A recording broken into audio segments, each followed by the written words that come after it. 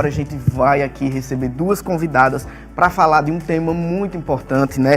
Que é o Dia Nacional de Combate ao Abuso e à Exploração Sexual contra crianças e adolescentes. O dia 18 de maio é o dia da campanha, né? Então a gente vai receber a psicóloga Fernanda Feitosa e vamos receber também a Adriana Carneiro, ela que é assistente social, e já estão aqui. Então sejam muito bem-vindas, meninas, aqui no nosso Conectados. Obrigada, Clístenes, pelo convite e obrigada a todos que estão presentes aqui nos assistindo, né, Fernanda?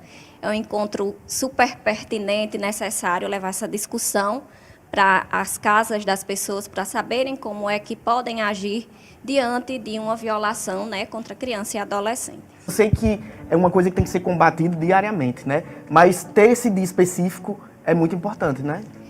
Essa data, a campanha, ela surgiu, né, porque dia 18 de maio de 1973, uma criança, né, que se chamava Araceli, que residia na cidade de Vitória, no Espírito Santo, ela foi abusada sexualmente, né, por dois homens de classe média alta, né, na cidade de Vitória do Espírito Santo.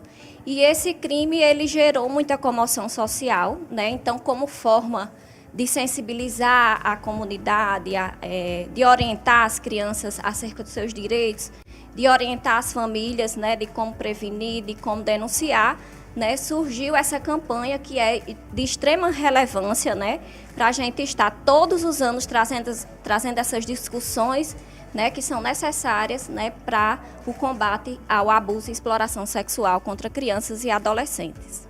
E no dia 18, né, a prefeitura, vocês que trabalham nessa área aí, vão elaborar uma grande programação, né, que já está acontecendo, né, que não se resume só ao dia 18, né, mas o dia 18 é o dia D realmente da campanha. As campanhas, elas estão acontecendo no formato virtual, né, iniciaram desde o dia 3 de maio agora e tende a finalizar agora dia 18 de maio, mas a gente passa o mês inteiro, né, falando sobre a temática, informando, gerando conteúdos virtuais, né, uma vez que nossos encontros de forma presencial estão suspensos, né, mas as orientações elas continuam durante o mês inteiro, o mês de maio, né, que tem como objetivo orientar essas crianças, orientar aos pais e os familiares, né, sobre essa temática. Uma dúvida, assim, que eu creio que muita gente tem, o que é que se caracteriza uma violência sexual? A violência sexual, ela acontece, né, ou através do abuso sexual ou da exploração sexual. O abuso sexual, ele acontece de três formas. Através do contato físico, né, onde o abusador ele mantém contatos físicos com a criança ou o adolescente, né, através do beijar, do acariciar e até mesmo através do ato sexual. Né? Ele acontece também, o abuso sexual, ele acontece de forma verbal, através de falas erotizadas, né? Com o objetivo de satisfazer sexualmente, né? E ele também acontece na internet, né? Através de conteúdos erotizados, né? De envio de conteúdos erotizados para crianças e adolescentes, né? Já a exploração sexual, ela tem como objetivo a comercialização do corpo da criança e do adolescente como forma de gerar lucro, né, para o abusador ou para algum adulto, né, que intermedie esse abuso sexual. Fernanda é psicóloga e eu já começo perguntando aqui como é que fica essas crianças, né? O psicológico de uma criança, de um adolescente que sofre abuso sexual deve ser muito difícil, né? Bom dia a todos, né? Agradecer novamente o espaço. Eu não costumo falar de como um padrão de comportamento que essas crianças e adolescentes elas acabam tendo, porque cada indivíduo eles vai se colocar frente a esse contexto de violência de uma forma muito subjetiva. Mas assim, falando de forma muito simplista, eu posso colocar a mudança de comportamento como um dos padrões de comportamento, de conduta que esse indivíduo ele pode colocar frente a esse contexto, que muitas crianças e adolescentes, eles começam a ter padrões muito complicados, assim, que a família é o ponto principal de verificação. Por quê? Porque a criança, muitas vezes, o adolescente, é uma criança extrovertida, é uma criança que gosta de contato com outras pessoas, que gosta de interagir, e ela acaba, se ela estiver vivenciando esse círculo de violência, ela acaba se tornando uma criança ou um adolescente introvertido, não querendo mais estar nesse convívio social, não querendo estar próximo a pessoas que eram do seu convívio. Então, assim, a família ela é fator primordial nesse processo de prevenção. Certo? Fernanda, e geralmente quem são os abusadores? Clístenes, geralmente esses abusadores, a gente cresce ouvindo, né, da família aquela singela frase, né, cuidado com estranhos, né? E aí, quando a gente escuta isso, a gente vê que hoje, atualmente, não é mais isso, né? O risco, ele está no convívio familiar, muitas vezes, né?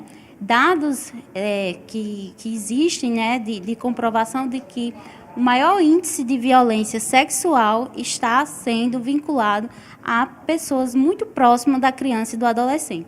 E aí, esses parentes próximos podem ser o pai, a mãe, o tio, o primo, né?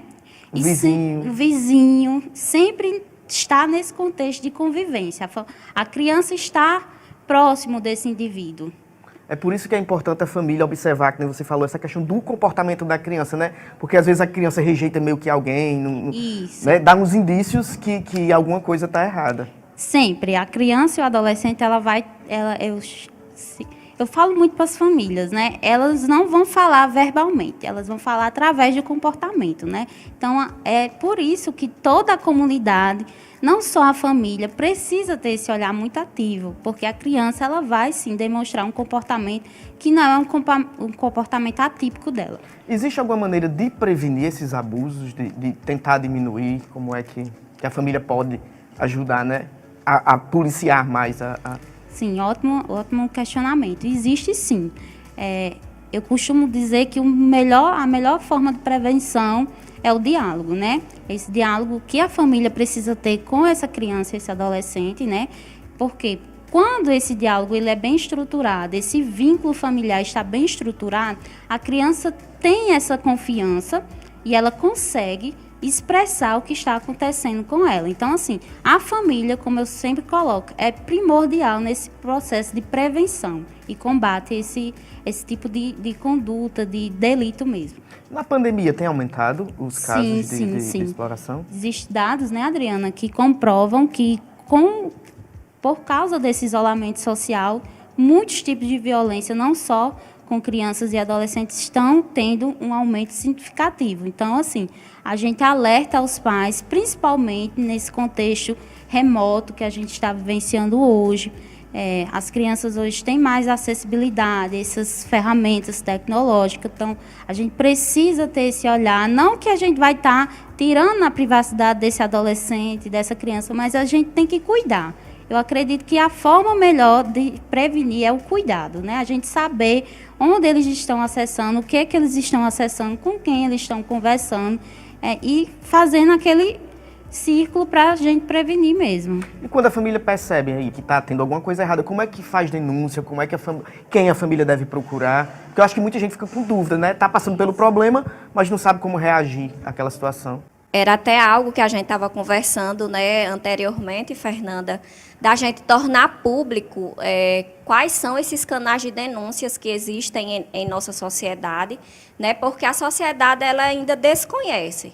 Né? Então, o primeiro e primordial ponto de denúncia, né, órgão de denúncia, é a delegacia civil, embora não seja especializada, né, para tratar de assuntos que estejam relacionados à matéria da infância e da juventude, né, a delegacia civil ela é o principal órgão de denúncia, né, uma vez que CREAS, Conselho Tutelares, eles são órgãos que acolhem e trabalham a criança após a violação dos direitos sofridos, né? Então, nós não somos órgãos de denúncia, nós não colhemos depoimentos para subsidiar processos judiciais, criminais, né? Então, é importante demais que a família compreenda que esses casos, eles precisam ser denunciados dentro das delegacias civis, onde é importante também que a delegacia esteja preparada para ouvir essas crianças, né? E não pratique outra violência que a gente chama de violência institucional, né? Que é duvidar do depoimento da criança, constranger a criança a relatar algo que ela não esteja preparada para relatar, né? A partir do momento que ela senta para contar o que aconteceu com ela, ela está vivenciando novamente todo o processo de sofrimento psíquico, né, que causou durante a violação. Então, quanto menos ela for ouvida, quanto mais os órgãos acolham a situação a qual a criança se encontra, né, ela sofrerá menos violações diante de tantas as outras violações que ela já sofreu nesse processo, né? Não que os CRAs e os CREAs e o Conselho Tutelar não estejam preparados para acolher a denúncia, orientar a família, né? Mas a gente solicita que, primeiramente, né, a criança, juntamente dos pais, procurem a delegacia civil e a gente solicita que a delegacia civil tenha esse trabalho mais sensível, né, mais acolhedor, para acolher o sofrimento da criança naquele momento. Adriana, Fernanda, a gente agradece a participação de vocês. E eu queria que vocês frisassem aí mais uma vez. Você falou que está acontecendo muita coisa online, né, devido à pandemia. Onde é que a população pode acompanhar essa programação do Dia aí de Combate à Exploração Sexual de Crianças e Adolescentes? Durante essa semana, né, todos os CRAs e CREAs estão tendo programações virtuais, né, Fernanda? O CRAS Central, o CRAS do Manuel Deodato e o CRAS do Riacho do Meio estão tendo uma programação virtual. Vocês podem seguir, né, os Instagrams e os Facebooks, né, cada um tem a sua nomenclatura, CRAS Central, CRAS Manuel Deodato, CRAS Riacho do Meio, podem procurar a gente nas redes sociais, assim como também nas redes sociais da Prefeitura Municipal, né, e a gente está gerando esse conteúdo virtual, né, durante toda essa semana, até o 18 de maio, e continuará com essa programação até o final do mês de maio e também durante o ano inteiro, né? Todo o período é tempo de falar e alertar a população acerca desse assunto tão importante. Muito obrigado pela participação de vocês. Parabéns aí pela iniciativa da campanha e por estar orientando aí através de forma virtual a população.